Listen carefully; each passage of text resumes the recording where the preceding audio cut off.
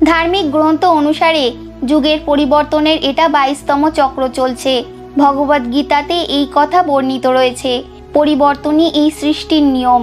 যেমন আত্মা একটি শরীর ছেড়ে দ্বিতীয় শরীর ধারণ করে, দিনের পরে রাত হওয়া সত্য যেমন ঋতু নিশ্চিত সময়ের পরেই পরিবর্তিত হয়, ঠিক সেরকমই নির্ধারিত কালের পরেই এই সৃষ্টিতে যুগের পরিবর্তন হওয়াও অটল সত্য।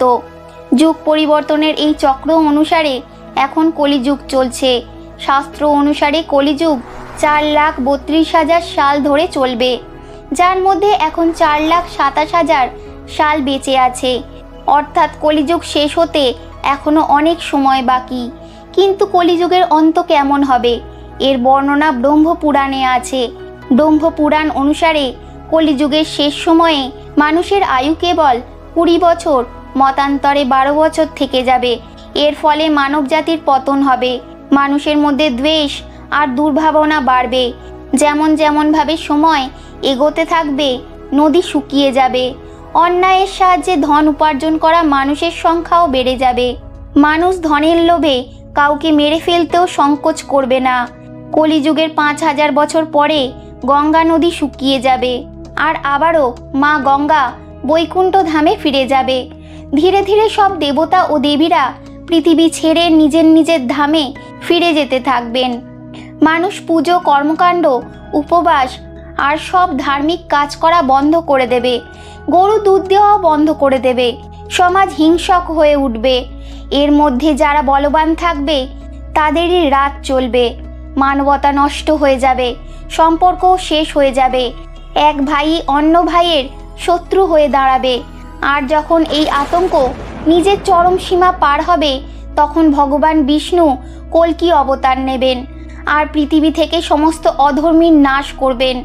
এছাড়া ভগবান শ্রীকৃষ্ণ নিজেই বলেছেন যে কলিযুগের অন্ত কিভাবে হবে, যার বর্ণনা মহাভারতে পাওয়া যায়।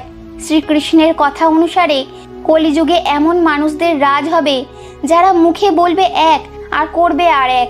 এইভাবেই কলিযুগে এমন মানুষ থাকবে যারা জ্ঞানী নামে পরিচিতি পেলেও তাদের আচরণ রাক্ষসদের মতনই হবে।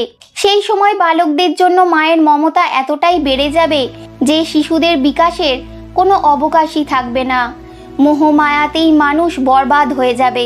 ঠিক এইভাবেই কলিযুগে অন্নের ভাণ্ডার হবে, কিন্তু মানুষ খিদের জ্বালায় মারা পড়বে। সামনের মহলে আনন্দ উল্লাস ভোগ বিলাস চললেও পাশের কুঁড়ে ঘরের মানুষেরা খিদে সহ্য করতে না পেরে মারা যাবে। একই জায়গায় অসমানতা নিজের চরম পর্যায়ে পৌঁছাবে। ভগবান কৃষ্ণ বলেন যে কলিযুগে যখন পাপ নিজের চরম সীমায় পৌঁছাতে থাকবে আর পৃথিবী থেকে ধর্ম সমাপ্ত হতে থাকবে, তখন আমি কল্কি রূপে অবতারিত হয়ে পৃথিবীকে পাপ থেকে মুক্ত করব। আর এরপরে যে নতুন যুগ আসবে সেটা সত্য যুগ নামে পরিচিত হবে। অর্থাৎ সৃষ্টি পরিবর্তনের 22তম চক্রকে পুরো করে 23তম চক্রে প্রবেশ করবে। নবযুগ আরম্ভ হবে, যেটা সত্য যুগ নামে পরিচিত হবে। এই যুগে মানুষের আয়ু 4,000 থেকে 10,000 বর্ষ হবে। পৃথিবীতে আবারও ধর্মের প্রতিষ্ঠা হবে। মানুষ ভৌতিক সুখের থেকে মানসিক সুখের উপরেই মনোনিবেশ করবে। মানুষের মধ্যে একে অপরের উপর করা ঘৃণার কোনো জায়গাই থাকবে না। চারিদিকে শুধু প্রেমে ভরা থাকবে। মানবতার পুনঃস্থাপনা হবে। মানুষ পরম জ্ঞান প্রাপ্ত করবে। লোক পুজো কর্মকাণ্ডে বিশ্বাস করতে থাকবে।